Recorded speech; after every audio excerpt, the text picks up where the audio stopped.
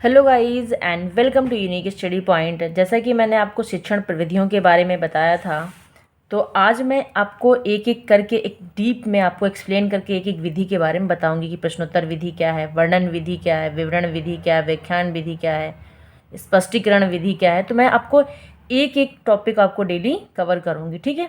तो आज हम सबसे पहली जो विधि है वो आपकी प्रश्नोत्तर विधि है, उसके बारे में जानेंगे। तो मैंने जैसे शिक्षण क्या है, शिक्षण के कौन कौन सी प्रविधियाँ होती हैं, शिक्षण कि चर कौन कौन से होते हैं, ये सारी चीज़ें मैंने आपको टॉपिक में कवर कर दिया है। तो जिन लोगों ने नहीं देखा है तो वो लोग वीडियो ज़रूर देख लें। मैं प्लेलिस्ट पूरी आपको डिस्क्रिप्शन में दे दूँगी, आप वहाँ से पूरी की पूरी आप प्लेलिस्ट में देख सकते हैं, ठीक है। चलिए जानते हैं प्रश्नोत्तर विधि क्या है। रूसो के अनुसार प्रश्न पूछने के बजाय प्रश्न पूछे जाने से अधिक सीखते हैं। क्या तात्पर्य इस लाइन का?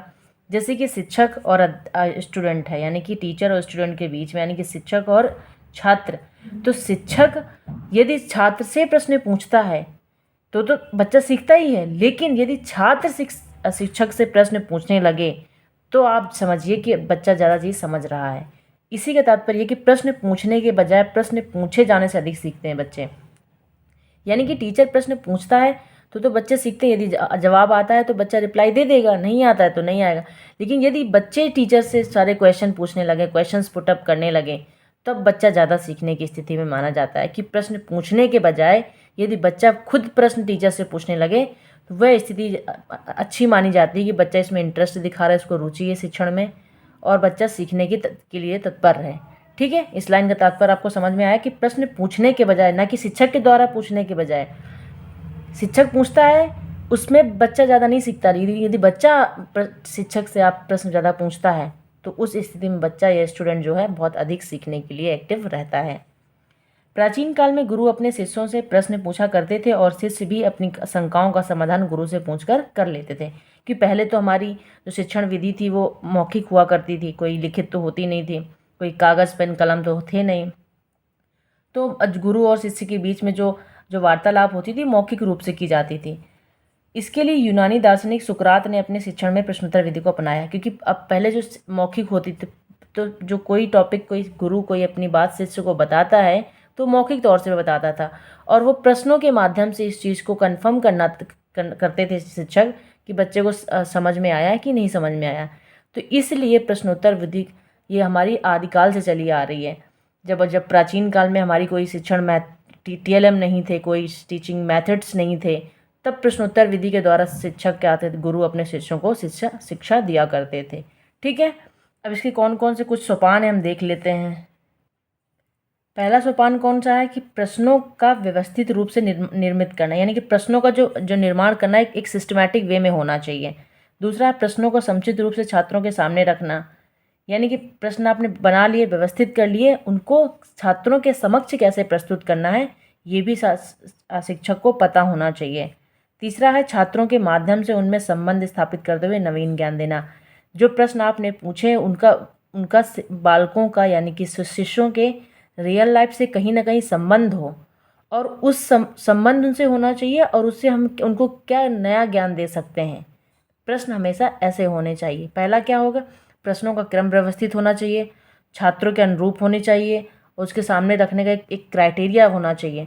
और यदि जो हम प्रश्न पूछ रहे हैं उससे बच्चे के जीवन में क्या लिंक है, कैसे जीवन से उसके ताल्लुक़ रखता है, उसके वास्तविक जीवन से कैसे संबंधित है, और बच्चा उससे नया ज्ञान क्या प्राप्त कर सकता है, ठीक है। ये 3 प्रश्नोत्तर विधि के क्या हैं, सोपान हैं। अब हम अगला देख लेते हैं। अब प्रश्न पूछने के सिद्धांत कौन कौन से हैं।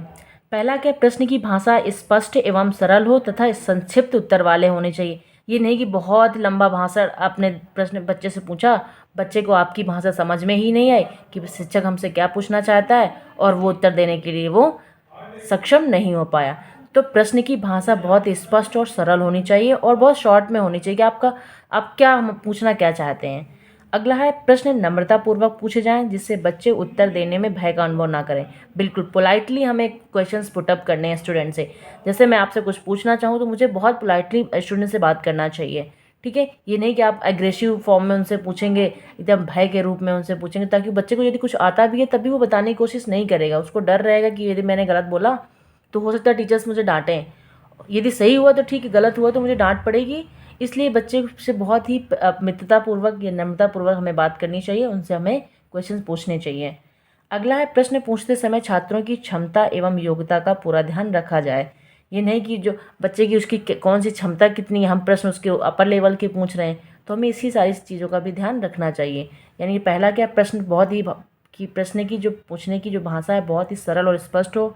दूसरी, बच्चे से हम मित्रतापूर्वक पूछें, मतलब नम्रता, पोलाइटली हमें पूछना चाहिए। एक भय के रूप में नहीं बनाना चाहिए कि हम टीचर हैं, हम आपसे कुछ भी पूछ सकते हैं, बताइए आपको जवाब आता है कि नहीं आता है। हम यदि उसे नम्रतापूर्वक पूछेंगे, यदि उसको आता भी है, थोड़ा बहुत भी आता है, तो बताने की कोशिश करेगा, ठीक है। नहीं आता है तो साफ बोल देगा कि नहीं मुझे नहीं आता है, मुझे नहीं पता इसका आंसर क्या है। यदि आपने उस पर भय बना रखा है तो बताने की कोशिश ही नहीं करेगा। और उसके बच्चे के लेवल के अकॉर्डिंग होने चाहिए क्वेश्चन। ये कि क्लास 3rd का आपने 5th स्टैंडर्ड का क्वेश्चन पूछ लिया तो ठीक है। ये आज आपकी प्रश्नोत्तर विधि बताई मैंने। अगली क्लास में आपको मैं बताऊंगी विवरण विधि क्या है, ठीक है।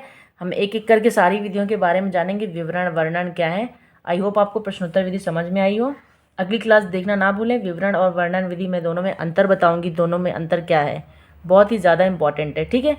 वीडियो अच्छी लगी हो तो लाइक करें, चैनल को सब्सक्राइब करें। आपको इसी तरह मैं सारे हैंड नोट्स प्रोवाइड करती रहूँगी, ठीक है। Thank you so much for watching this video. Thank you so much.